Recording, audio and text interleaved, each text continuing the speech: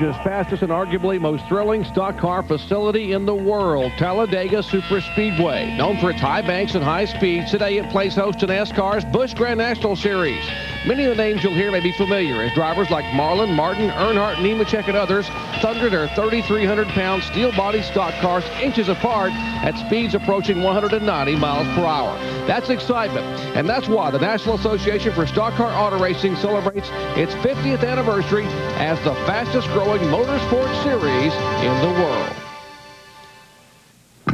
Two-time Grand National champion Randy LaJoie dares to do double duty this weekend. Tomorrow he will wheel the 50 car for Team Hendrick, but today his eyes are fixed on speeding toward a third Busch Series title. 1998 has been the year of the youngster. 26-year-old Wisconsin native Matt Kenseth, already the apple of some owners' eyes, plans to prove his super speedway prowess today. But it's the name Earnhardt that has once again captured everyone's attention. No, not the 7-time Winston Cup champ, but his 23-year-old son Dale Jr., who, like his father and grandfather, turns heads and laps so fast he finds himself atop the standings.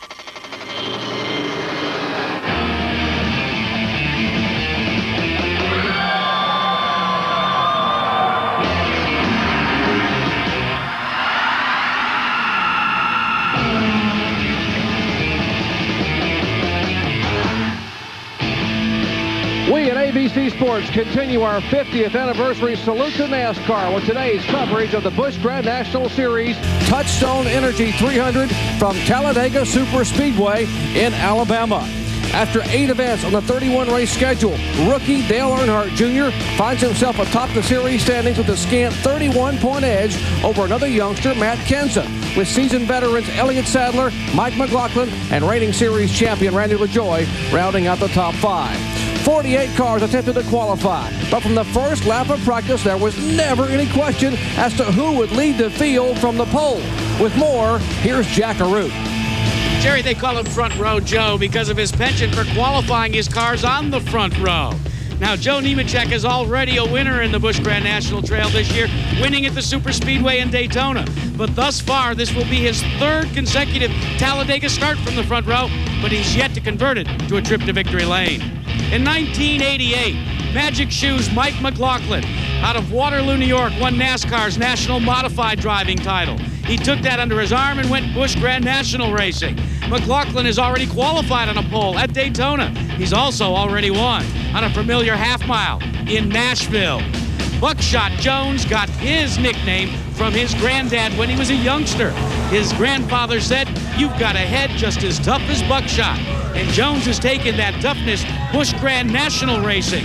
He's a former winner back in Milwaukee, Wisconsin 2 years ago. The number he carries on his car, appropriately, double on. Normally, when you take the family car out on a Friday or a Saturday, it's to go on a hot date or to a movie. For young Dale Earnhardt, as the command to fire engines begins, it means that he's going to take a trip around a speedway at speeds close to 200 miles an hour.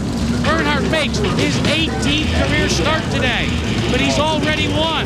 That coming in his 16th start at Texas. Now, what do these 4 guys have in common? They've enjoyed the adulation and the attention of qualifying up front. For them, this week at Talladega's been a dream. For others, Bill Weber, it's been a nightmare. Absolutely, Jack. The green flag hasn't fallen here yet, but this race has already begun. In fact, it started on Thursday, and this bunch is already behind. It's been a season of no joy for Randy LaJoie. No wins, no seconds, no thirds, no poles, no laps led. But he's 5th in points and was 5th at Daytona. Right now, he's 23rd. Jeff Purvis was 3rd here Thursday afternoon, but tied for last Friday morning after his shocks failed post-qualifying inspection. He'll start 26th. Elliott Sadler's speed would put him 17th in the field, but it came a day late because he exploded a rear end here Thursday on his warm-up lap and never posted a time. It cost him 10 precious starting positions. Mark Martin is the all-time leader in Busch victories. He was just flat slow Thursday, and today rolls off way back in 34th. You can win from back here, but the deepest any previous winner has ever started in this race is 23rd. Mark did it last year. LaJoie, Purvis, Sadler, Martin, 4 talented drivers capable of getting to the front. It's not where you start in racing, it's where you finish. Nowhere is that truer than Talladega, where the challenge is not only getting to the front, it's staying there. Now for more on today's race, to the booth with Dr. Jerry Punch, Benny Parsons, and Kyle Petty. Hello, everyone. So glad to have you with us. I'm Jerry Punch, along with our 2 expert analysts, Benny Parsons and Kyle Petty. And gentlemen, this racetrack, so massive with wide sweeping turns, I've been told by drivers that it may be the easiest track to drive, yet one of the most treacherous to race on. What are they referring to? Because they're racing, there's no way to get away from another car. They're racing at 190 miles per hour and just that far apart, nose to tail and side by side. Kyle, you really have to depend on your fellow driver at Talladega. Yeah, you do. Physically, it's the easiest place in the world. Turn left, stand on the gas, you do it all day long until you make a pit stop. Mentally, it's very taxing, very demanding. You're running, like you say, an inch and a half off somebody's bumper at 185, 190 miles an hour, and chances are that guy in front of you has zero experience. You're going off into a hole behind somebody that's never been there before. So let me tell you, there's a lot of trust that's going to go on out there today. Experience is the key ingredient. That's why the list of past winners here reads like a who's who in stock car racing history. Dale Earnhardt Sr., Ernie Irvan, Kenny Schrader, and Mark Martin. As the field of 43 rolls off, before we get underway, let's check in back in our Wide World of Sports studio in New York with host Robin Roberts. All right, Jerry, thanks very much. We'll get back to you in just a moment. First, we want to bring everybody up to speed on what else is happening in the Wide World of Sports. In Italy, qualifying for the San Marino Grand Prix, the first European race of the year, David Coulthard turned in the fastest time for his second straight pole position. Defending world champion Jacques Villeneuve qualified 6th. So the NBA, the playoffs continuing. The Pacers coming from behind to beat the Cavaliers. They now lead this series 2-0. The Suns and the Spurs, the second game of this series, with the Suns leading by 5. We'll keep you updated throughout the Touchstone Energy 300, which is coming up next. And again, we'll see you throughout with updates. Enjoy.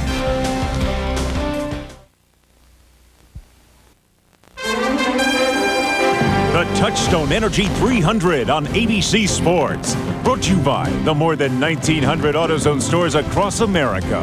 AutoZone, the best parts in auto parts. Suzuki, makers of fine motorcycles and ATVs.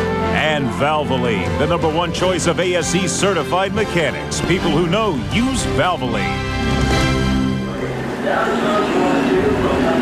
Welcome back to Talladega Superspeedway in Talladega, Alabama, the 9th annual Touchstone Energy 300.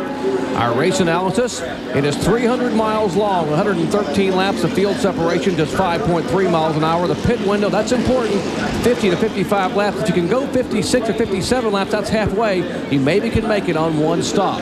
Our track description is the largest in all of NASCAR, 2.66 miles around this trioval. The front stretch, 4,300 feet long. The back straightaway, 4,000 feet. That is a straight shot. The corners banked at 4 stories high, 33 degrees. The trioval, 18 degrees. The backstretch almost flat at just 2 degrees. Our Suzuki starting grid shows you that front row Joe Nemechek, for the 3rd consecutive year, is on the pole, flanked by the man they call Magic Shoes, Mike McLaughlin, a former modified champion. Back in row 2, a couple of youngsters. Dale Earnhardt Jr., he is the point leader, not a rookie, but only run about a dozen races or so in this series at 23 years of age. Back in row 3, Hermie Sadler turned 29 years of age yesterday. Maybe it's an omen for the former Rookie of the Year to get his first win in 1998. Some impressive drivers, a lot of young guys starting up front, including Dave Blaney and the former 2-time series champion Larry Pearson, Kyle Petty and Benny Parsons. A lot of youth in this series, and a lot of guys starting toward the front with very minimal experience here. We just saw Tony Stewart, the IRL champion, here in the NASCAR Busch Series race. David Green taking a day off from practice over in Winston Cup to come run the Busch race. Almost ready to go down the backstretch, as Jerry said. 4,000 feet. When you come off turn 2 and look towards turn 3, Kyle, it looks like it's about 6 inches wide. It's about 6 inches wide, and it gets to be about 3 inches wide when you get there. You feel like, it's like you take people around this racetrack that have never been there, and they say, how do you guys run at that wall down there? It looks like there is no turn there. And all of a sudden you get there, and you're on the bank, and you're coming back down the front stretch. And right now we're seeing these cars at 60, 70 miles per hour. We'll be seeing them at 190 miles per hour. And trust me, folks, we'll see them 4 abreast before the day is over. The car you saw a moment ago, Jeff Purvis, starts back in the middle of the field. He was the second fastest car in qualifying in first day, but was disallowed because of a rules infraction. He starts back in the middle of the pack. Look for him to make a run early toward the front. And Kevin Swantz missed the driver's meeting. He will have to start at the very end of the field today. Jason Keller, Dale back there. Dale Fishline. Sometimes crew chief, sometimes Busch Series driver. And you saw Mark Martin, last year's winner of this race, starting back in 34th position. He won this race a year ago from back in 23rd, but he has got a long way to go and just 300 miles to get there. And some guys have a long way to go home. I told you there were 48 cars here to qualify. Here are the guys or girls who missed the field. Patty Moise did not qualify. Doug Reed, Rick Wilson, Mark Day, and veteran Robert Presley. Cars are getting ready for the green flag. We'll be riding along with 5 different drivers today. 5 different onboard cameras, including our pole sitter, Joe Nemechek, as they come down for Carl Simmons to wave the green flag to start the Touchstone Energy 300.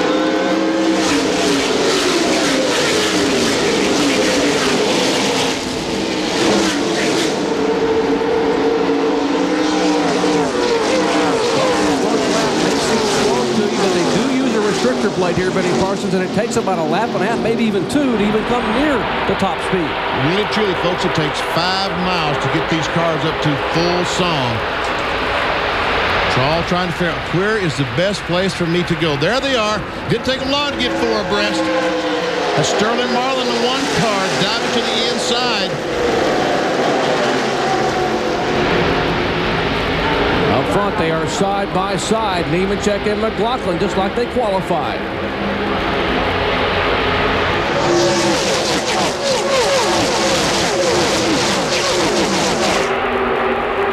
Now Nemechek will try to lead the first lap. He has the Pontiac of double O, Buckshot right behind him. McLaughlin sort of in the catbird seat in the middle as they go 3 wide and turn left. Sadler dove down to the inside, took some spots away. There they are, 3 abreast coming off the corner. And Kyle, that's when you have to depend on that guy on the inside not to come up. You've got to depend on the guy in front of you, or on the outside of you, not to come up, and vice versa. Everybody's counting on the guy next to him, and you can't, at 190 miles an hour, you don't just look left and look right. You got to feel it, and that's where the inexperience seems to get some of these guys in trouble sometimes. They don't have a feel for where the cars are at around them. The car number 2 making a move early. That is the 2-time national champion, Larry Pearson, the son, of course, the veteran David Pearson. He qualified back in 8th position in the New Holland Chevrolet. His first ever ride driving for Ricky Craven, and he's already gained 4 spots in 2 laps. Man, folks, how would you like to be in the middle of this? I would not like to. Kyle, how do you do that? I would not like to be in the middle of that. You don't want to be in the middle. It's okay to be on the outside, and it's okay to be on the inside. But the middle, you really don't know. And the thing is, you're trying to feel the cars to your left and to your right, and trying to look in the mirror and look ahead all at the same time. And believe me, God didn't put enough eyes in race car drivers' heads to be able to do all this stuff at one time. Riding along with Jeff Purvis in the Lance Chevrolet. He's the guy I told you that started 26. He hasn't been able to move up because of the comments you heard Kyle and Benny making about traffic. 2 and 3 wide. You can see him give a little hand signal there. A lot of times when traffic's this tight, you'll just throw your hand up so the guy stays off your bumper just a few inches. All you need is a foot and a half to be into that comfort zone. The black car on the inside, the 17, Matt Kenseth down to the inside, takes a spot away. We're riding along with Matt Kenseth, as a matter of fact, off turn 2. That's one of the impressive youngsters we talked about, the youth movement in NASCAR Busch Series racing, second in the point standings. Already a winner this year at Rockingham, North Carolina. The last lap was 188 mile per hour average. There's Joe Bessie, Kevin LePage. Kevin LePage, the blue and red car on the outside. Joe Bessie, the dark car on the inside.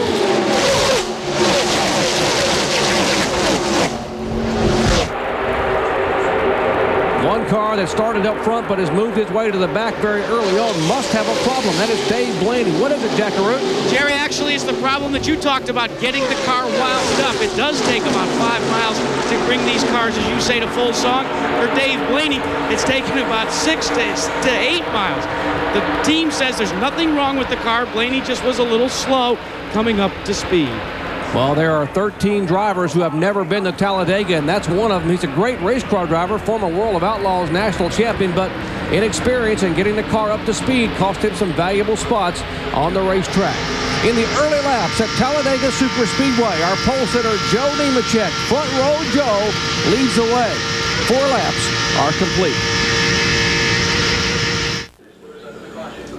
Back at Talladega Superspeedway, situated right in the middle of the Talladega National Forest. Joe Nemechek, the leader, as the field's in the tri-oval. And trouble! 89 car. Stanton Barrett gets tagged, goes across the racetrack. Elliott Sadler's involved. David Green, Andy Santerre, the yellow car's involved. Heavy damage to these cars. Heavy damage. First caution flag of the day coming out here on lap number 6. If we can show you what happened. There we see the Stanton Barrett car. The white car goes down, tags the 66 of Sadler. Now he's going back across the racetrack right in front of David Green.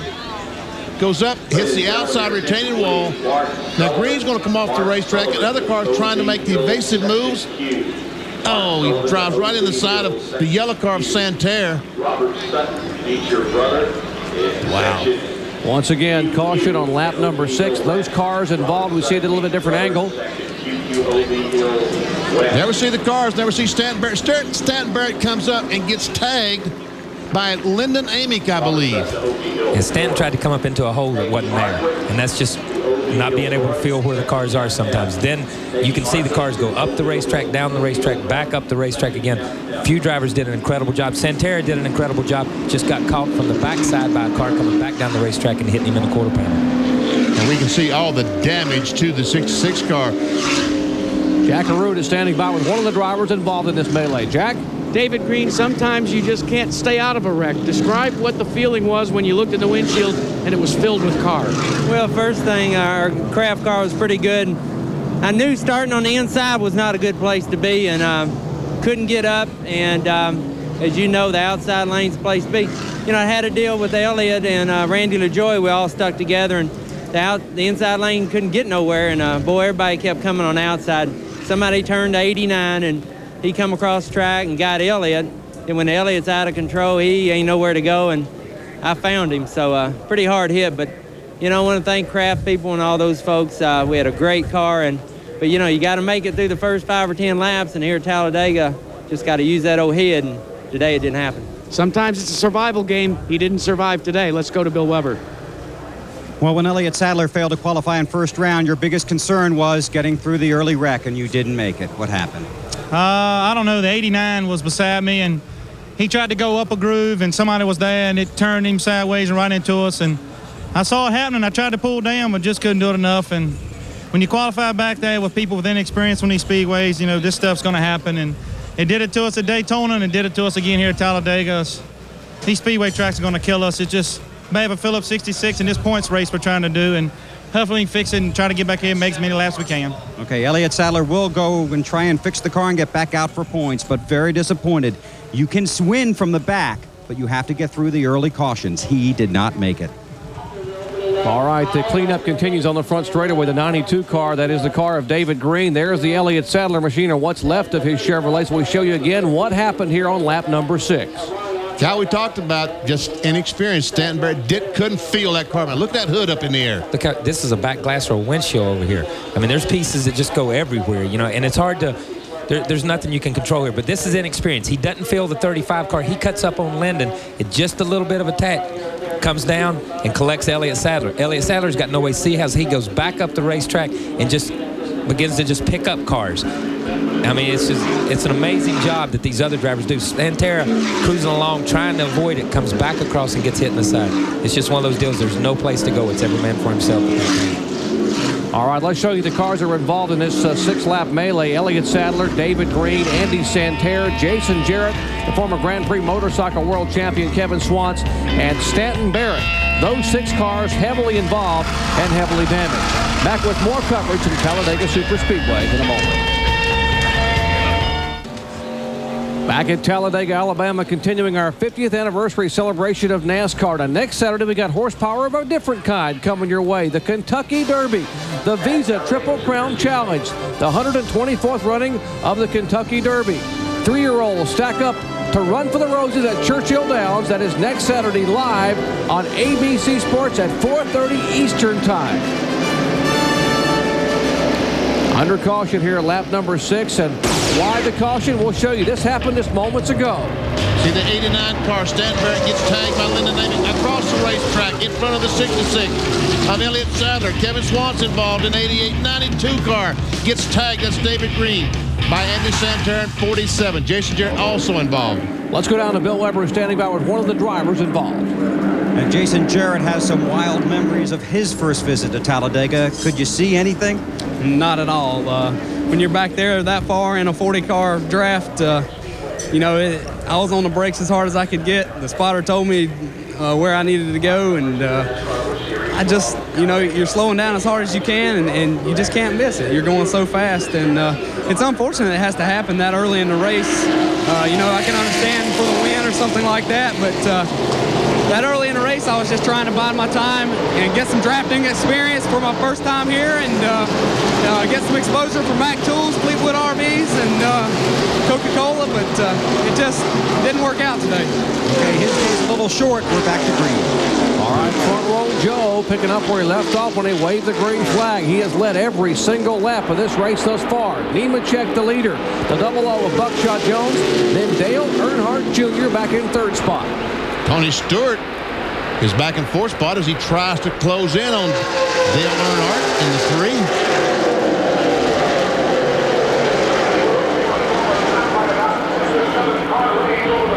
Joe Nemechek probably leading this group about as fast as they want to go.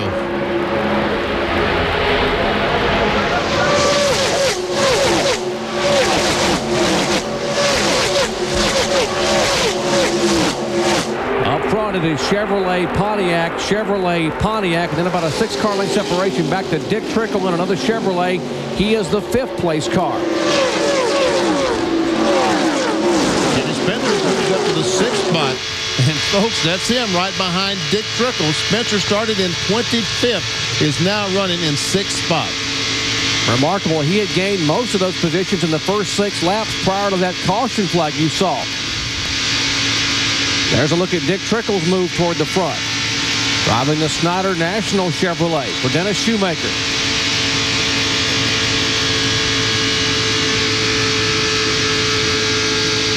Back up front, Joe Nemechek holding off a group of cars. Now 8 of them in the draft up front. We check in with Jack Arute in the pits. Well, Jerry, Dave Blaney's problems continue. It is a misfire on the car. The car is running flat.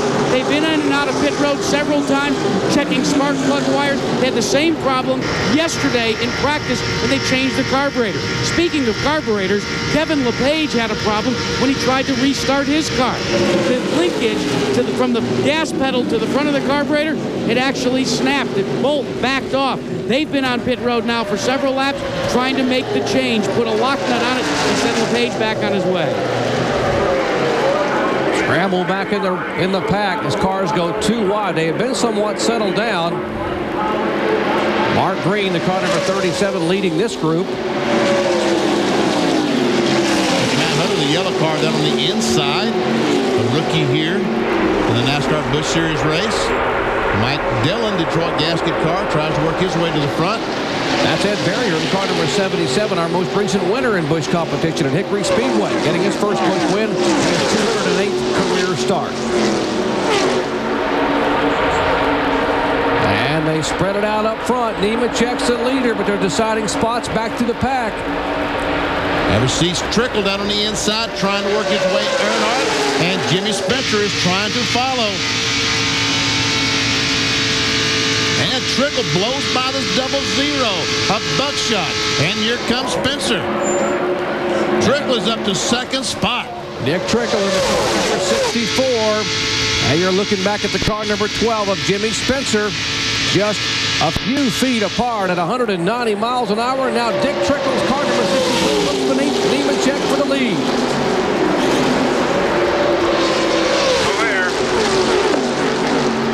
And Dick Trickle starts 16th, takes the lead, and here comes Spencer, started back at 25th.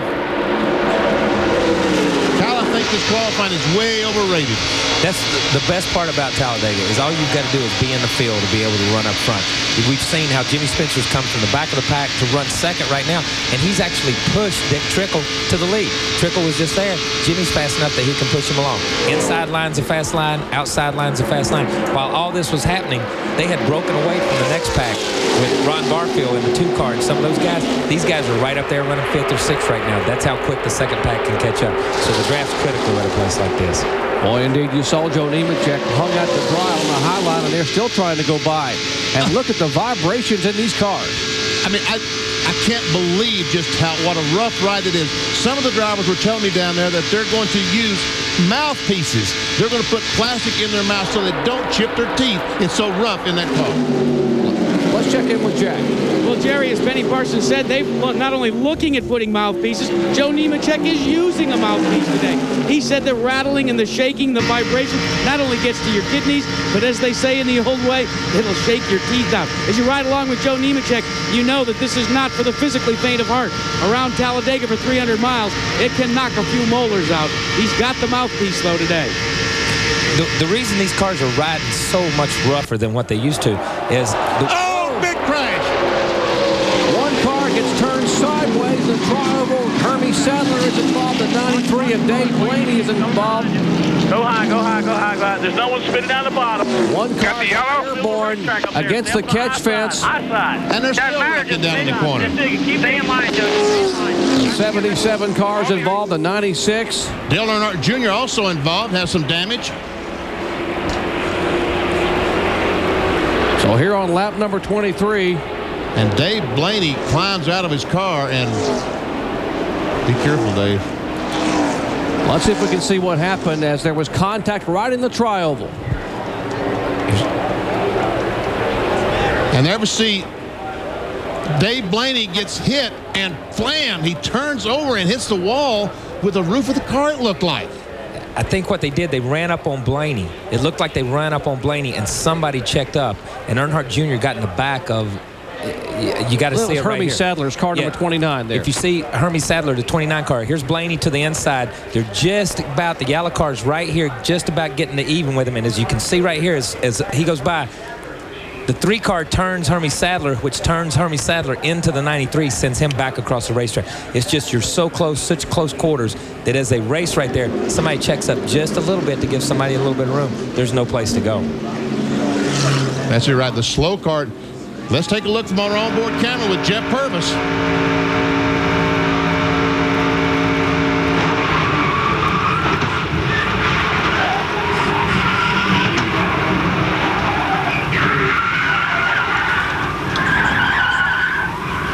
You know, Jeff Purvis never knew that was coming. He was still wide open on the throttle when he got hit. He thought he was past the wreck at that point in time. Matt Kenseth.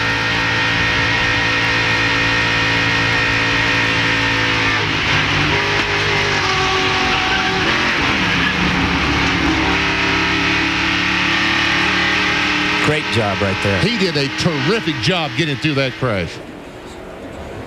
There's a different angle looking back up toward the tri-oval from the inside of the racetrack. Wow, that's Blaney's car on its roof right against the catch fence and did its job and shoved him back onto the racetrack as we check in down in the pits with Jack Arute. Jerry, you would think if you were on your roof and you were on fire like Dave Blaney was, that you might have other things to think about than having the wherewithal to radio to your crew. But that's what Dave Blaney did. You know what he radioed? He said, I'm on fire. I'm pulling the onboard fire extinguisher. That thoroughly amazes me that while all hell is breaking loose, Blaney had the wherewithal to put the fire out. Well, once again, here are some of the cars involved. Brad Loney's car number 96, the 77 car of Ed Barrier. The car number 4 of Purvis, the points leader, Dale Earnhardt Jr. involved. Hermie Sadler's car number 29, the 37 of Mark Green. Those cars involved here on lap number 23. A second melee in the tri-oval. Heavy impact, high speed. on the high banks means high risk, and we've got it here in the early laps at Talladega. 24 are complete. You're watching the Touchstone Energy 300 on ABC's Wide World of Sports. Back at Talladega, Alabama, this beautiful aerial 2,000-acre facility courtesy of the fine folks at Pennzoil and our Pennzoil Copter Cam. We've got lots of action to come your way throughout the weekend here at Talladega Superspeedway. It all begins tomorrow at noon Eastern Time with RPM Today on ESPN2, followed by NASCAR today at 12:30 Eastern Time. And then at 1 o'clock, we go over to ABC Sports for our live flag-to-flag coverage of the 29th running of the Die Hard 500. Bobby Labonte and Dale Earnhardt on the front row will lead him down 43 strong to the green flag at 1 o'clock Eastern Time on ABC. But the action started early today, back on lap 23. This caution flag involving 7 cars. That was Dave Blaney we saw in the outside retaining wall hard. That's Dale Earnhardt Jr. The 3 car sliding down with damage to the right front. Here's another shot. There's Blaney, bam, in an outside wall as he goes down and blocks the racetrack. Just no place for some of these guys to go. Here are the cars involved in the crash. 7 of them: Green, Loney, Barrier, Dave Blaney, Jeff Purvis, Hermie Sadler, and the point leader, Dale Earnhardt Jr.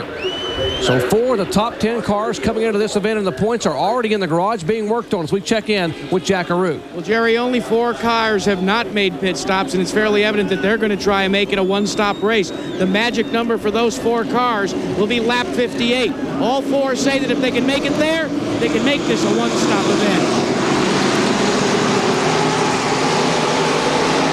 Restart lap 32, third caution of the day, lasted 8 laps as Dick Trickle leads him down to turn 1.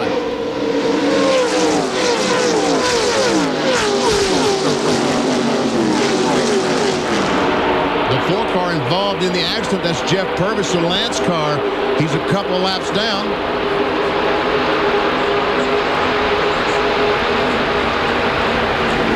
As the field comes up to speed down the backstretch, we told you the points leader is in the garage area standing by with Bill Weber.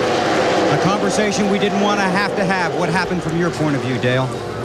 Well, we come up on a lap car there through the trioval and a couple cars. I seen the car, 2 cars in front of me kind of bobbled around. Everybody had to check up. You get a run off that corner and get sucked up nose to tail. There ain't much room to be checking up. So it's a bad race at Delco with Chevrolet. We ain't going to have the points leaving this racetrack, but I know we'll get it back. That's Dale Earnhardt Jr. He's headed back to the garage. And what they want to do is try and get out and get at least 1 more lap so he can possibly pass those cars that also fell out in the same wreck he did and pick up those points. Well, he sounds like his father, Dale Sr., and looks frustrated like he would be if he were out of a race early on. They're going to scramble 3 wide, make it 4 wide down the backstretch. Martin down on the inside, the 60 car, right along with Jeff Purvis, a couple laps down. Never seen Nemechek on the inside. On the very bottom, he made a pit stop. He's trying to work his way back to the front. And Kyle, now is when a driver begins to worry a little bit. You're back in all that traffic and you're on the bottom of the racetrack. Yeah, a little bit. You know, the advantage right now is we've had a couple of cautions, and it's been bad for a lot of people, but it's good for these guys that are still out there. There's still fewer cars on the racetrack. These guys can be a little bit braver. They can be a little bit gutsier. They don't have to worry as much because the guys that are out there now, they're going to be settled down. They're going to be ready to race, and they're going to fall in line. Allen's car number 78 after a good qualifying run and driving the Don Browner machine for the first time this year. There's the defending series champion, the 74 car of Randy LaJoie, who qualified back in the middle of the pack. You're all around. Keep digging. He is now being shown up in the 6th position. We're talking about LaJoie.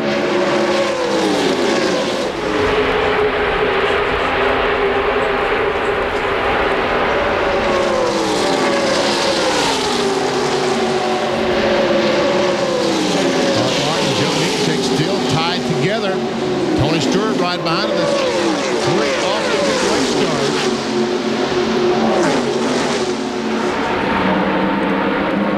But meanwhile, back to the lead. And that look, there's a wreck on the bottom. That's Elliott Sadler. Look at the damage on it. How in the world will it roll? Boy, what was a Chevrolet Monte Carlo now looks sort of like a compact car or subcompact. He is third in the points, trying to get a few more laps in to get those valuable points. But he has been black flagged by NASCAR. But all he's doing is trying to pick up a couple of laps. Also black flag the 89 car, and that's really good today to get the lap cars out of the way. At these speeds, you need slow cars to be off the racetrack.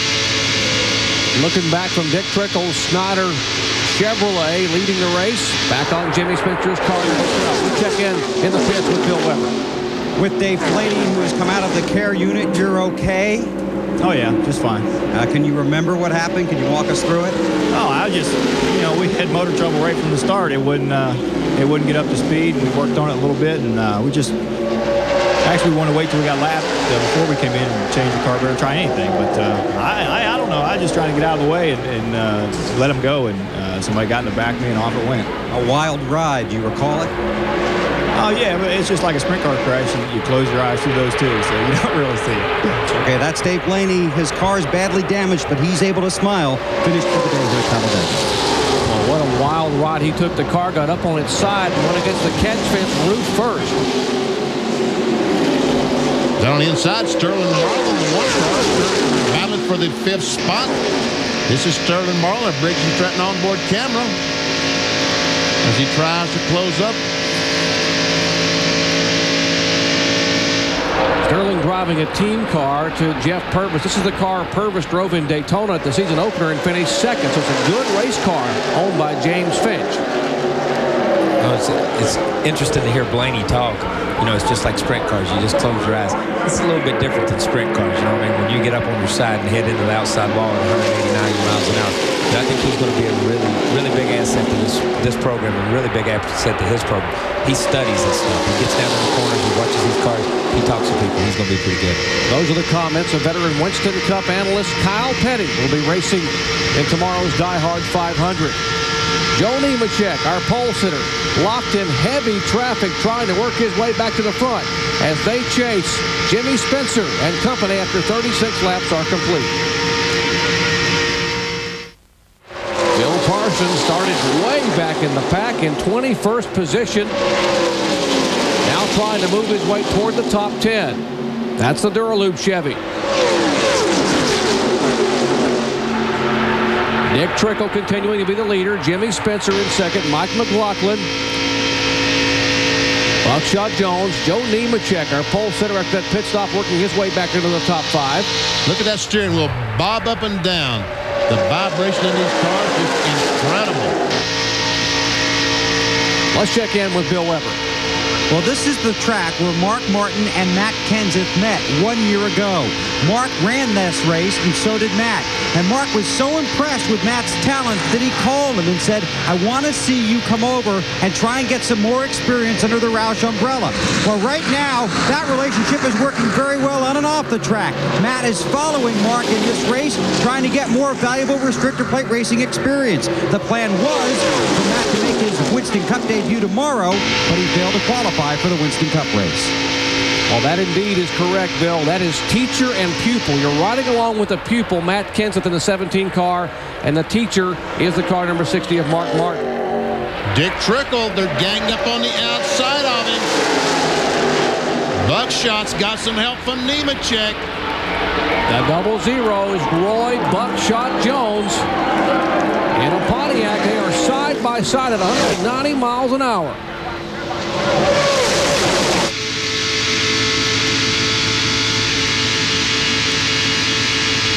What's so great about this overall shot, when you see that shot right there, those are all but 3 of the cars on the racetrack right there. All the cars are in one place on the 2.5-mile racetrack. You've seen side-by-side action on the interstate at 55 miles an hour, but how about 190? That's Talladega Superspeedway. These cars are now approaching the slower car of Shane Hall down the backstretch, and we saw the last time they approached the slower car, the car of the 93 car of Dave Blaney. Oh, now they got to squeeze 3 deep to get in the corners. McLaughlin slides up a little bit, so does Nemechek. That's a 34 and 87 that are side by side. Nick Trickle hugging the bottom of the racetrack. Here comes the 00 Pontiac in the outside line. And you can see, even though Trickle's leading, the 12 car, Jimmy Spencer, is the one that's pushed Trickle to the lead. He's not left Spencer hung out the drive. He's driving on the bottom of the racetrack, trying to drag that inside line along, not worried about that outside line. It looks like he might have moved up, Kyle, because the lead is in jeopardy right now.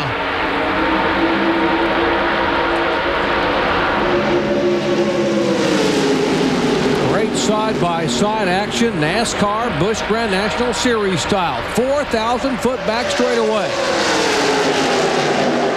A 64 car on the inside. The orange machine is the veteran Dick Trickle. He is the oldest driver in the field. And right now, it's a youngster, the 00. Buckshot Jones at just 27 years of age out of Monticello, Georgia. He has taken the lead. 190-mile-per-hour action at Talladega. 49 laps are complete. 49 of 113 laps are complete in this 300-mile event. Back with more from Talladega after this from our ABC station. You're watching the Touchstone Energy 300 on ABC's Wide World of Sports. Back at Talladega Superspeedway, action at 190 miles an hour, looking from the air, courtesy of the fine folks of Pennzoil in our Pennzoil Copter Camp. Jerry Punch along with Kyle Petty, Benny Parsons, Jack Root, and Bill Weber bringing you exciting Busch Series action from NASCAR's fastest superspeedway. Our leader is this guy right here, looking back from his rear bumper cam. That is Dick Trickle. A lot of action coming your way tonight on ABC. A special bonus half hour of America's funniest home videos. Then at 8:30 Eastern, 7:30 Central, Demi Moore, Woody Harrelson, and Robert Redford star in Indecent Proposal. All tonight on ABC. That's Jimmy Spencer, the white car that follows their leader, Dick Trickle. There's the top 6 cars. They've broken away from that pack once again.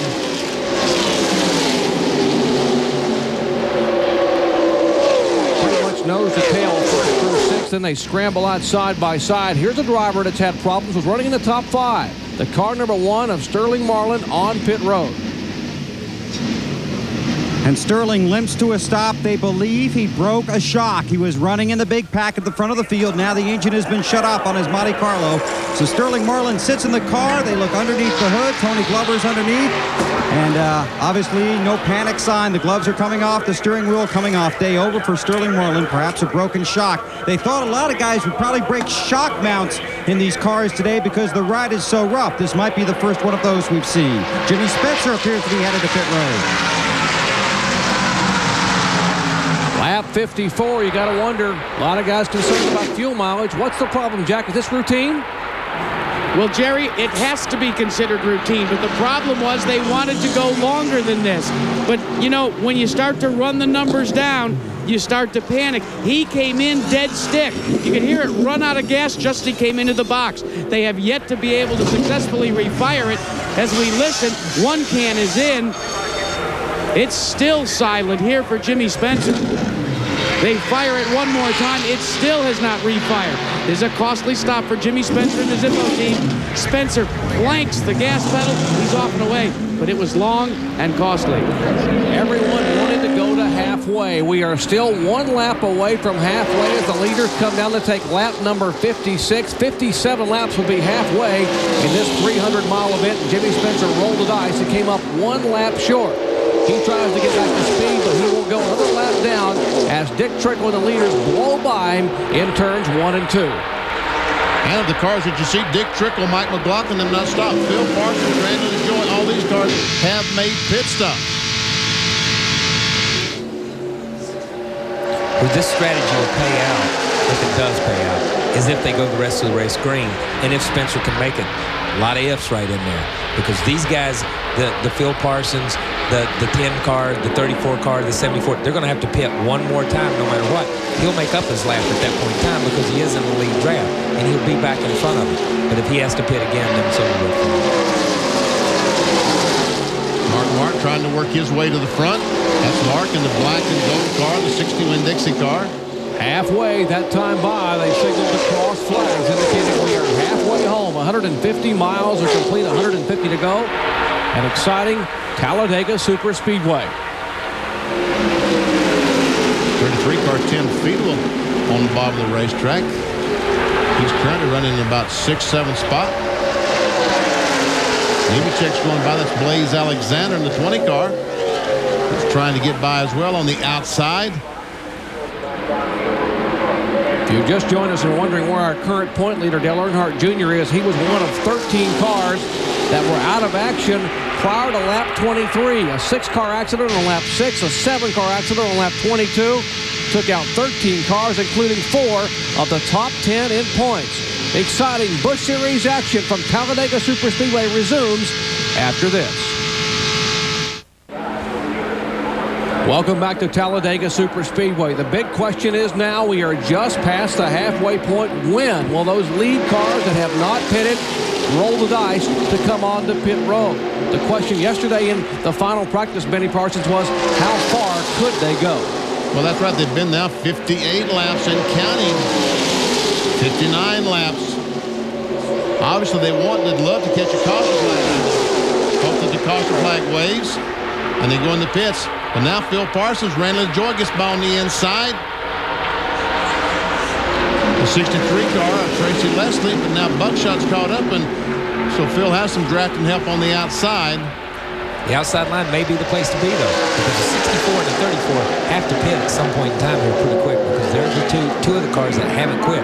When they check up... Oh! LaJoie gets touched from behind. Tony Stewart, big crash up in the corner. Keep coming. Huge crash as cars slide, spin, and slam up in turn 4. Randy. Fire-ups from beneath one car as they race back to the lead. Phil Parsons, the 10 car, McLaughlin, the 34. NASCAR will have to make the call there. There's the Randy LaJoie, 2-time Busch Grand National champion. He's trying to get back to the pits, but you see the car does not want to roll. Hey, Randy. Do us, buddy. Oh, horrendous crash in turn 4. Hey, boy, what's going on? He hit Randy. 93 or 63 hit Randy.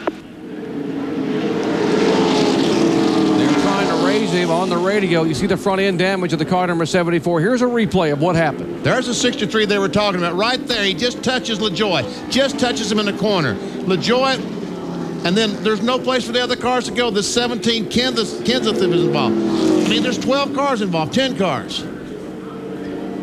There's no place for anybody to go. You can see at one time the 44 car of Stewart and the 17 of Kenseth has the entire track blocked from the wall all the way down.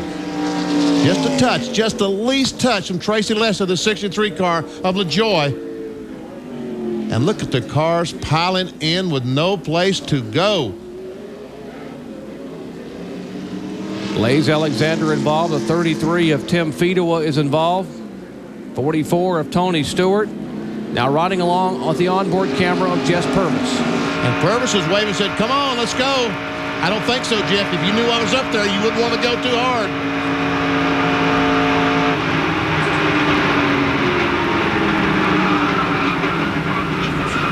He cannot see anything.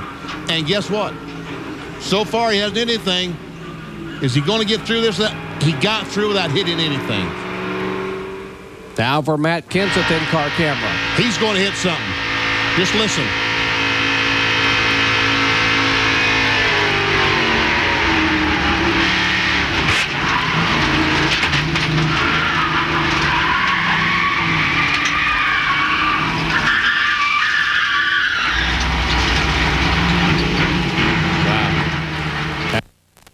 Helicopter cam. Here's what they had to try to drive through without being able to see a thing. We're talking about traffic behind this. LaJoie gets tagged. Phil Parsons gets by on the outside. Buckshot gets by on the outside. And 87 gets by. And then the hole closes. And you see all that smoke, and there's no place to go. Once again, lap number 60. These cars involved Nemechek's rear bumper cam.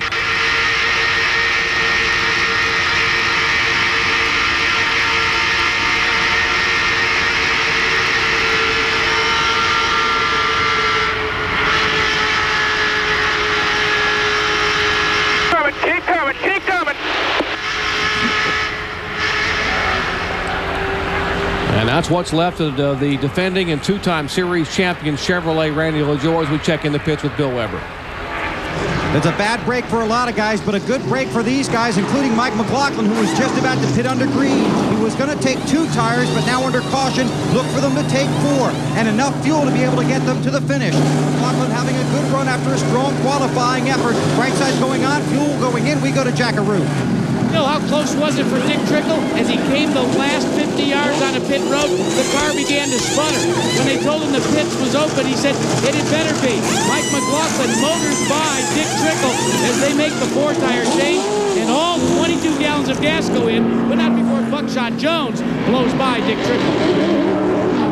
Boy, a break for the guys up front in more ways than one. Not only did they miss this horrendous collision in turn 4, but the caution came out at the appropriate time. As you heard Jackaroo say, the 64 car could not have made another lap. Here is the Duralube Chevrolet.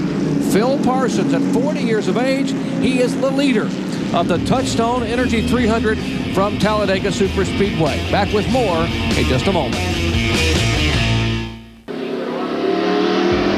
Talladega, we encourage you to fire up your laptop and stop by NASCAR online at www.nascar.com. Be sure to check out its auxiliary site, NASCAR at 50, which will take you back in time all year long with features, driver chats, and tributes to the past as NASCAR celebrates its 50th anniversary. And you can join ESPN for NASCAR's Not in Hollywood, a golden celebration.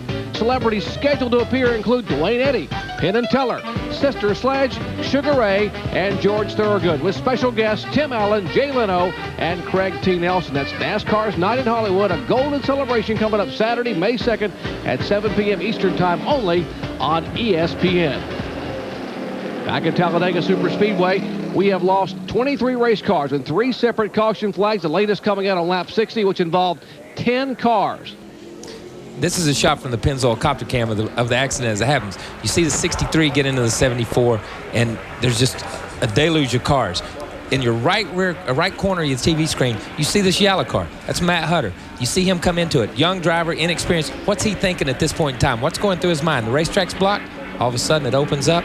He goes through it. One of the few cars to come from behind the accident to get all the way through it. A great job. An outstanding job. We mentioned we lost 6 cars at lap 6 in a caution, 7 cars on lap 23, and 10 cars involved there on lap number 6. Randy, if I call up there, somebody's trying to... Mike McLaughlin's car number 34 will lead him back to the green flag. And after the series of pit stops, Matt Hutter now Kyle is running in 3rd spot.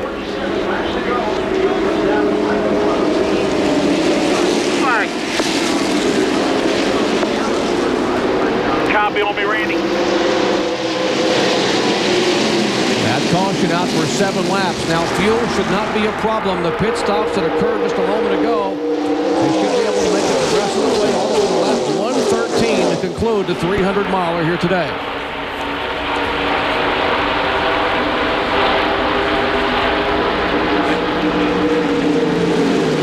You see Tracy Leslie, Phil Parsons, Joe Nemechek trying to work their way back to the front. Had 2 cars, Larry Pearson driving the car this time. One of the drivers involved in an incident a moment ago was having a great run. Now he is back in the garage area with our Bill Weber. Tony Stewart, very disappointed. You had an excellent car. Yeah, boy, the Shell Pontiac crew really gave me a great car today. You know, this thing, we probably wore around a set of brake pads in 60 laps just because the car was pulling up so good in the draft that we had to use a lot of brake to keep from having to get out on the throttle. So, and it's a shame. We had a great car today and just got one of those racing accidents. Okay, that's Tony Stewart. He's another victim of a wild thing here at Talladega. The Racing League champion will be headed to Indianapolis Motor Speedway to try to sit on the pole, which you'll be able to see on ABC coming up in the month of May.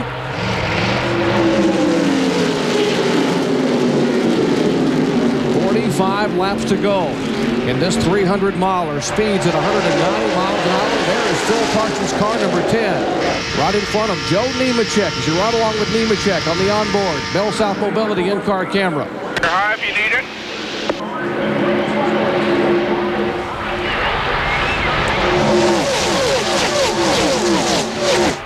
And that white car that's in 2nd spot right now, Jimmy Spencer, let's don't forget about it. Spencer, remember, made that unscheduled start with that green flag pit stop and is now 1 lap down. If he caution flag were to come out right now, trust me, Spencer would be doing everything he can to pass Mike McLaughlin, get back in the lead lap. There's a look at the car number 64 of Dick Trickle. We told you there were 10 cars involved in the incident on lap 60, included among those defending series champion Randy LaJoie, who's standing by with Bill Weber. Out of the race, the tough season for you continues. What happened here? Well, it looked like finish only might have caused finding a little lap. Trickle in the 34 car needed to pit, which put us up there to probably come around to start finish line first, but I guess the 63 car got a little impatient. Well, I got in the back of my left rear and just turned me around, and after that, you just grab the steering wheel and hopefully nobody T-bones you and keep it on all four. It's too bad. Finish Chevrolet Monte Carlo is running good. We've had it a tough year, and well, it's done for today, it looked like. We'll be back in a couple weeks. Okay, and I'll also be back here tomorrow in the 50 Winston Cup Budweiser Chevy. LaJoie subbing for Ricky Craven, who is out recovering from post-concussive syndrome. Craven driving for Rick Hendrick in the Budweiser Chevy. Buckshot trying to work his way to the front. There's some help from Trickle now. He tried on the inside. That didn't work. He's now going to the outside. That's a 0-0. 0-0 Buckshot Jones. Spencer in the 12, the Zippo car. There comes Nemechek. Buckshot made a series of moves from the middle of 1 and 2 all the way to turn 3 to get to the outside of Spencer. Pretty impressive driving. That 0-0 was the fastest Pontiac in qualifying. He qualified 3rd overall. His name is Roy Jones. As you heard Jack Arute at the top of our show, his grandfather nicknamed him Buckshot when he hit his head on the table at the age of 3 and didn't cry. He said that young man is tough as Buckshot. And ever since that time, the nickname has stuck. And right now, he's sticking a Pontiac at the front of the field. But Spencer trying to get that lap back. Got those cars racing now. He's going to try to get to the front with help from Dick Trickle. Meanwhile, McLaughlin leading the last lap is caught in the middle trying to stay in the top 5.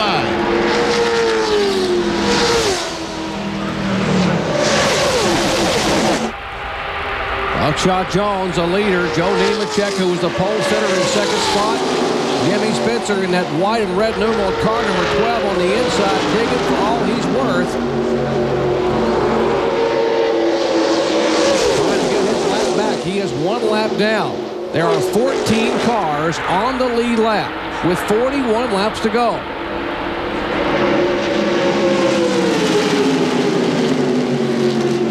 The orange car behind the 12, the 64 machine, that is Dick Trickle. He is on the lead lap and currently running in 4th position. 41 laps remain at Talladega Superspeedway. In the Touchstone Energy 300, Buckshot Jones is our leader. You're watching the Touchstone Energy 300 on ABC's Wide World of Sports.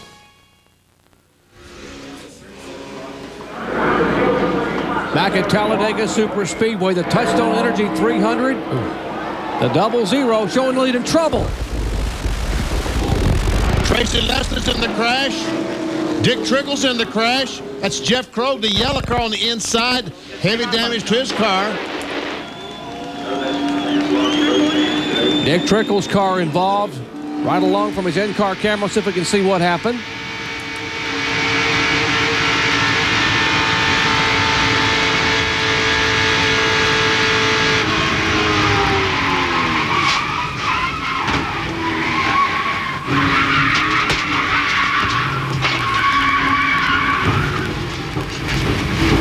I don't know that Trickle hit anything hard. And I'm not sure what happened. It looked like the car in front of Trickle just takes off instantly, which is the 63 car. Yeah, Tracy Leslie all of a sudden just takes off. I don't know if there was contact or the rear tire went flat on the 63 or exactly what happened. Yeah, Trickle's car, it didn't look like there was any contact with Trickle's car with the 63. It just instantly just jumped out from under Tracy. Let's check into the Dick Trickle pits with Jack Arute. Well, Dick Trickle radioed into his crew that that's precisely what happened. That Tracy Leslie just plain lost it, and Trickle couldn't get on the binders quick enough. But Trickle's damage is mainly on the front end of the car. down just beyond the front air dam. So the crew's going to go to work with that old 200-mile-an-hour duct tape to try and at least make an aero package on the nose that'll allow Dick Trickle to continue on this race. But what was interesting is just a couple of seconds before Dick Trickle was collected in that accident, he radioed in and thought he had a shock that broke.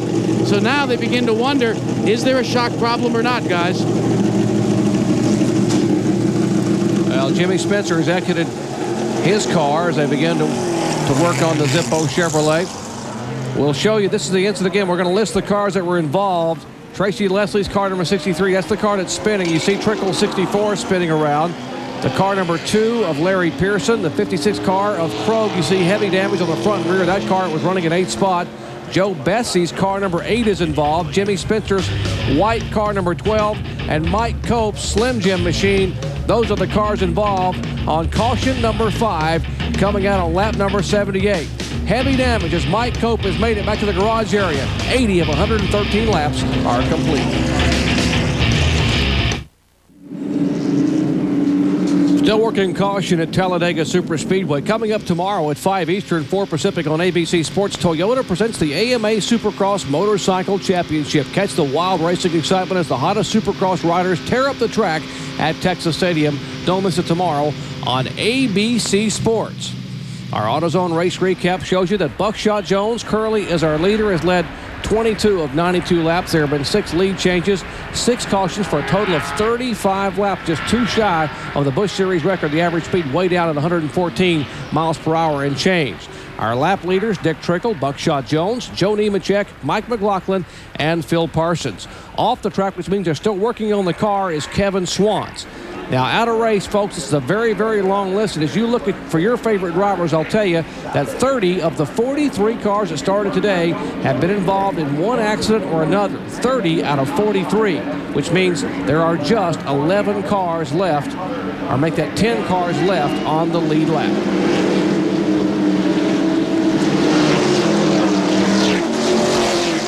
Piece of debris on the apron that's cleaned up while we're in break. All right, let's be ready. Just about to go back to green. Buckshot Jones the leader on the outside, the dark car. Carson Joe Nemechek. Green flag, green flag. Those are the voices of the spotters that say stay high above the racetrack and try to watch for trouble and warn their drivers of problems. That works too well. Just 18 laps remain here at Talladega Superspeedway. The 57 car in the middle of your screen, Jason Kettler, the Justin Boot Chevrolet. He is a lap down trying to get back on the lead lap, but he is losing ground as the 00 car, Buckshot Jones, is the leader. The 87 Nemechek in second, and the 34 car of Mike McLaughlin is in third spot.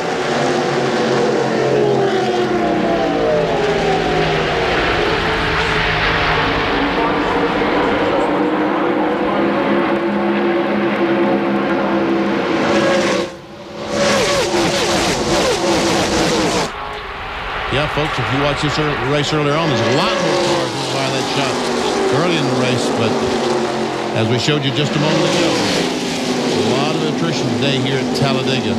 And the latest incident coming out on lap 78, 7 cars involved, including Jimmy Spencer, who was a threat to win this thing. He's standing by in the pits. Well, Jimmy Spencer, you were exciting once again, but not to victory lane. What happened out there? Well, the 63 car lost it, and, you know, I thought I had it missed me, caught me in the left front fender there, whatever, door. It was exciting. I didn't like it at all. It hit the wall really hard. You know, the Zippo all brought up our Chevrolet. It was running really good, and we just messed up on the gas mileage deal. I was playing with the throttle too much, trying to save the motor, and it really hurt me, but that's part of this business. Jimmy, why do you think we're seeing so many crashes today? These guys got really erratic on their rebound on their shocks.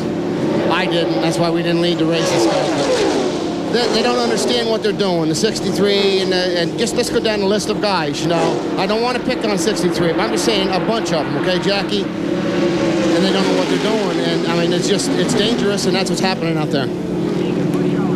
A lot of frustration from Mr. Excitement, Jimmy Spencer. As I told you, a lot of cars heavily damaged, a lot of them completely wiped out today here at Talladega. And you're with their pole sitter, Nemechek, dives down to the inside, trying to take the lead from Buckshot Jones. Be the caution when you get here. Run hard. Spotter telling the lead drivers the caution is waving. Keep going, Joe. Just keep the hammer down, boys. Keep the hammer down. Keep the hammer down. That is Buckshot Jones, spotters. And looks like... let's ease up. Let's ease up. Let's ease up. Looks like Buckshot may have gotten Nemechek at the stripe to be the leader as the caution came out again. That is the 7th time today the caution flag has been waved at Talladega. We come down to the line. Let's see how close this is. Nemechek on the inside, Buckshot on the outside, and it's Buckshot by a fender. By a fender, Roy Buckshot Jones leads at Talladega as laps are winding down. Back with more in just a moment. Back at Talladega Superspeedway, working the 7th caution flag of the day. You can stay up to speed with complete racing coverage, including the latest news, notes, and results, all on ABC Sports Online on American Online. The keyword, ABC Sports. And this car, number 74, has been black flagged because of the heavy damage. He was so slow on the racetrack. I won't say he was slow, but if a bug hit his windshield, it would probably die of old age. No joy for Randy LaJoie today or this year. Take a look at the last couple of years. Last year, he had led 496 laps and had 2 wins to this date in the season. This year, he has not led a single lap and has not won a race and has just been black flagged to head back to the garage area. A tough year for the 2-time and defending Busch Grand National Series champion. The cars are lined up 2 by 2 to go back to green flag racing. You see, there's not many of them, folks. And a lot of the cars out there do have damage, but meanwhile, we have about 5 or 6 cars that can win this thing that don't have any damage. It's up to them to see who's going to shake out and be the winner this afternoon. Including our leader, 27-year-old Roy Buckshot Jones in the 0-0.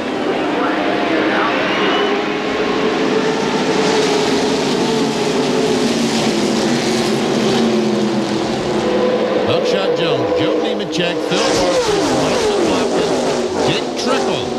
After the spin out, he's back to 5th spot. Now's when some of the deal-making starts to happen on pit road among the crew chiefs. You need a dancing partner. You see him go 3 wide. You got to have someone to help you in the draft. And Kyle, are you aware as a driver that these guys are talking in the pits, or are you just totally focusing on what's happening out there, trying to signal someone to go with you? Let me tell you, every spotter is talking to the other spotter. Every crew chief's talking to the other crew chief. And the drivers have already taken their brains out right now. They're not listening to anything that anybody's saying. They're trying to get to the front of the line, no matter who hurts them. They're trying to get to win the race. Those are the comments of Kyle Petty with 13 laps to go. Another driver who's had to go back to the garage area is Tracy Leslie, who was in a couple of incidents today. Dodged one, but was involved in 2 others. He's now standing by in the garage area with our Bill Weber. Bill? Difficult day for you. First, let's talk about the incident between you and Randy LaJoie. Well, you know, the lap before that, or 2 laps before that, the 12 cars kind of just come off the corner and got on the brakes. And so, you know, we knew the 64 and the 34 had the pit yet. And, you know, we went off into 3. And I seen the 34 flag in his hand a little bit, so I waved my hand, and I guess whoever was behind me, the 44, tapped me, and I got into Randy. I hated for him, but, you know, we was good in Lysol, Monte Carlo. We stayed up front most of the day. We'd get back to 15th, 16th, come back to the front. I don't know if we was as good as a 0-0, the 87, but, you know, we had that last pit stop there, and I thought we were set. We're going to go to the end and maybe finish in the top 5, maybe in the top 3. Just riding along there. We had a pretty strong car, and I guess the car got a little loose there right after that last caution. I thought maybe the guys loosened it up and figured we'd be a little freer and be a little faster, and didn't tell me, but, you know, they said no, everything was the same, and it kept getting looser, and I figured we had a tire going down, and it blew going off into 3, and all hell broke loose after that. I feel sorry for everybody else, hope nobody got hurt, and come back again next week. Okay, he's obviously disappointed with his day and disappointed some other people got caught up in his problems as well. Well, while Bill was talking to Tracy Leslie, some deal-making indeed unfolded as the 10 and the 87 car of Parsons and Nemechek hooked up in a draft and went right by Buckshot. There's the top 5 cars, the last car in line. The red and white car of Jason Keller is a lap down. He's currently running in 11th spot. There's the discussions ongoing. Gene Need, the crew chief for Phil Parsons, talking to the representative from the Bell South Mobility team of Joe Nemechek. That's the first and second place cars.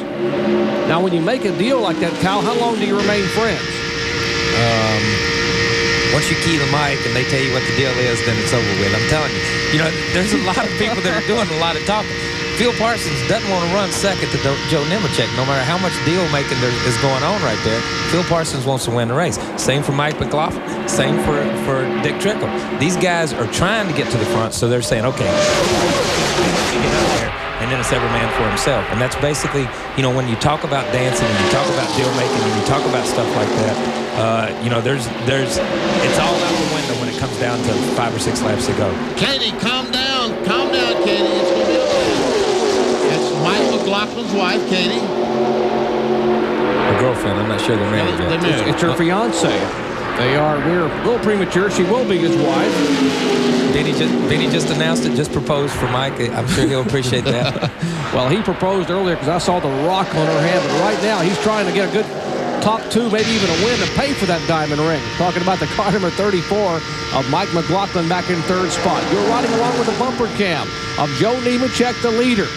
Uh-oh, here comes McLaughlin. Here comes Phil, the 3 abreast. McLaughlin on the inside, the 34 car, the Gould's Pump Machines. He will have 2nd spot from Parsons with 9 laps to go.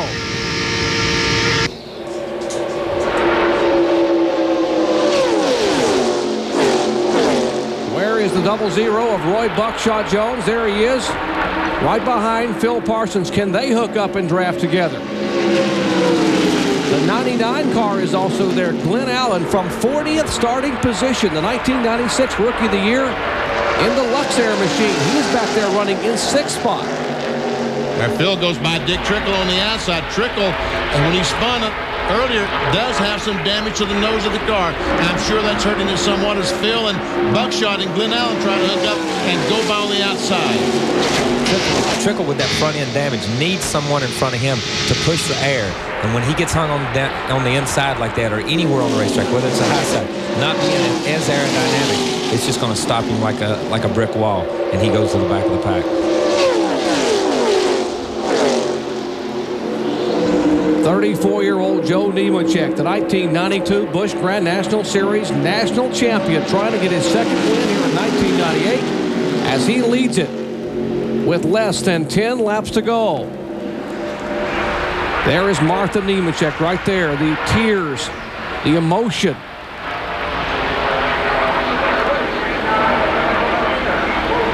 Mike McLaughlin in 2nd spot.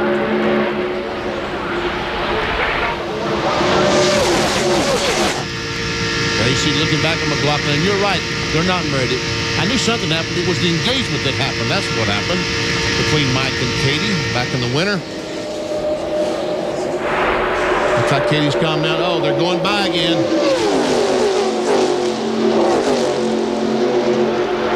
The nerves of having to sit and watch the loved ones in a race car at 190 miles an hour. With 6 laps to go at the world's fastest stock car facility. And Phil Parsons gets a run on the outside of McLaughlin. McLaughlin took a look on the inside, left the outside open. Phil and Buckshot dive to the outside. McLaughlin's going to try to fill that hole as he come off the corner. No.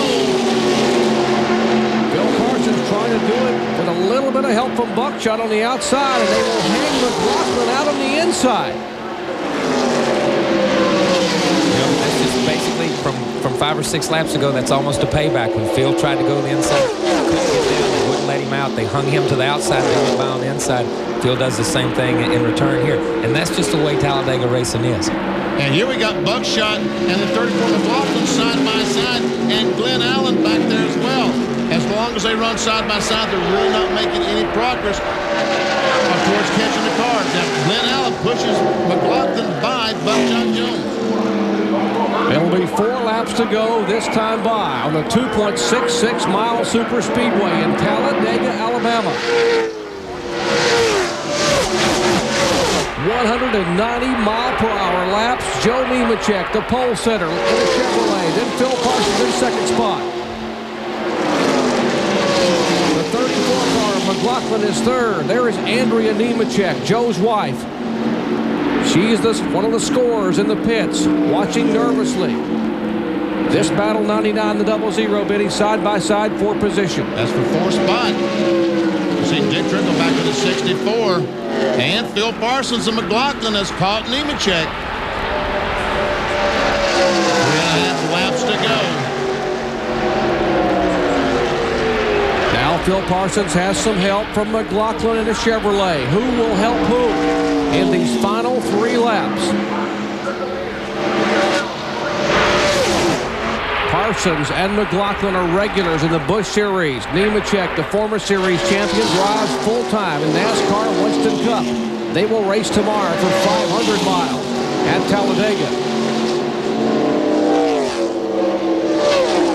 Buckshot still side by side back to that 5th spot. And running side by side, having to push that huge wall of wind without drafting, that's costing them a lot of time, Kyle. Yeah, with 3 laps to go, with each passing foot on the racetrack, they're getting farther and farther behind and going to have an incredibly hard time getting caught up. These guys are pretty much settled down to a 3-car race with Phil and with Joe and with Mike, and these guys are basically racing for 4th and 5th right now. Still side by side, the former Rookie of the Year, Glenn Allen. They will get the 2 to go this time by. This is the 50th anniversary of NASCAR. Some of the wildest finishes in NASCAR history have come right here at Talladega Superspeedway. There's Dick Trickle driving down to the inside as Glenn Allen is walking away from Buckshot Jones. Trickle goes by, or tries to go by Buckshot Jones. Now Buckshot side by side with Dick Trickle. Trickle with that front end damage can't run there. He has to pull back and line behind him. But with 2 to go, basically really, only a lap and a half to go, they'd have to be incredibly fast to run this front pack down. Phil's really not made much progress on Joe Nemechek here, even with Mike pushing him. But, whatever happens to Mike here is pretty much going to be dictated to what Phil does. Joe. Shut on, buddy. You're barking a little bit. Good there. Stop the battle. Phil looking at the outside. Nothing there. White flag waved a moment ago by Carl Simmons. Now it's you and a throttle. And a spotter to guide you. Less than 2 miles from the checkered flag. You got 2 car lengths. Lap calls. Entering turn 3. 34-year-old Joe Nemechek on the bottom of the racetrack. Here comes Phil Parsons. 3 car lengths. Make it 2 car lengths. They head to the trial with McLaughlin trying to push Parsons. Just shot on, buddy. Get Parsons to the start-finish line, but it's going to be Nemechek. Joe Nemechek will take the victory. Parsons in second. McLaughlin is third. Buckshot Jones fourth. Been bouncing for about 30 laps. And they're still racing for positions as they come off the corner. There we see the 36, Matt Hunter, and the 38, Sawyer. Hunter will finish back in 9th spot. Elton Sawyer in 10th. Let's go down to Bill Weber in the Nemechek pits. Well, crew chief Brian Patty is down making deals in the 10-car pit. Martha Nemechek, a big win for you here at Talladega. Well, thank you. I just thank God for having a safe race. And I know Joe can drive a car if the car is right. I thought you were driving it from in here. I thought he was just riding along. I always try to drive it, I guess. Well, now you get to go to Victory Lane. Congratulations. Thank you so much. That's a very happy and a very proud mother. And it's not where you started, Talladega. It's where you finished. And for Joe Nemechek, the answer to both those questions was first. Front row Joe starts today from the pole and finishes as number 1 in the Touchstone Energy 300. We'll come back and talk to the winner in just a moment. The Touchstone Energy 300 on ABC Sports. Brought to you by Quaker State Motor Oil. For what you drive and the way you drive it, the choice is clear. And Astra Merc, the makers of Pridleset. Back at Talladega, the Touchstone Energy 300 is history. Let's go down to our McDonald's Winner's Circle interview. Here is Jack Arute. Jack? Well, front row Joe, welcome to Talladega Victory Lane. 3 consecutive starts in the front row. You finally got matching bookends for your win at Daytona. I'll tell you what, this is something special. We sat on the pole here 3 years in a row. Should have won it a couple years ago. Last year got wrecked. Just this team did an awesome job. I can't say enough. I know I'm going to need a back massage tonight. It is the roughest ride. I think we broke a rear shock there with about 30 laps to go, and I didn't know if I was going to get back by Buckshot or not, and I'm just happy everything worked out. There at the end, I thought Phil was going to have a run on me, but hey, our Bell South Mobility Chevrolet was awesome. Talking about that, you kind of had to have your strategy go right out the window when you ran over some debris and had to pit early, make it a 2-stop race. But then you had to find some dancing partners, and your crew chief managed to find one for you. Oh, Brian Patty and all these guys on this team did awesome. My spotter, Randy Howe, he was up there trying to make deals with guys to go with me. But, you get out here racing, and once you get going, I mean, you have no friends. You try and not hang anybody out, but it was just a good run. Tony Stewart ran good with us. I just hate to see all the accidents, and I hope everybody's all right. Well, we want to let your mom get in here because Martha's been part of your racing career, and there's a victory lane kiss that they've waited for a long time, Jerry. Well, indeed, Joe Nemechek takes the win. Phil Parsons coming from 21st to finish second. He almost got there. Why don't we ask Phil himself? Here is Bill Weber standing by with him. Bill? Well, Jerry, I know Phil Parsons is going to be smiling about this finish. That turned out to be a pretty good day for you. It wasn't bad. I tell you, the good Lord was looking out for us, Bill. It seems like there was one wreck that was behind us, the first one, I think, and everything else we had to drive through. My spotters did a great job. My whole Duraloop crew did a super job. They made some great calls, and all week, really, the chassis was just perfect. Wagner Automotive did a super job with the engine. I want to thank them. They're doing a terrific job working real hard. Carl Wagner and all his guys, and Chevrolet Monte Carlo and Goodyear, Northeastern Supply, Honeywell. And Joe Nemechek probably wants to thank you. Well, he should. He said, go with me, and I won't hang out. And I did, and then he hung me out there before the last caution. And then at the end, he didn't hang me out. But Mikey was trying to help me do something. His spotter came over and said, hey, we'll go with you. But my foot never left the floor.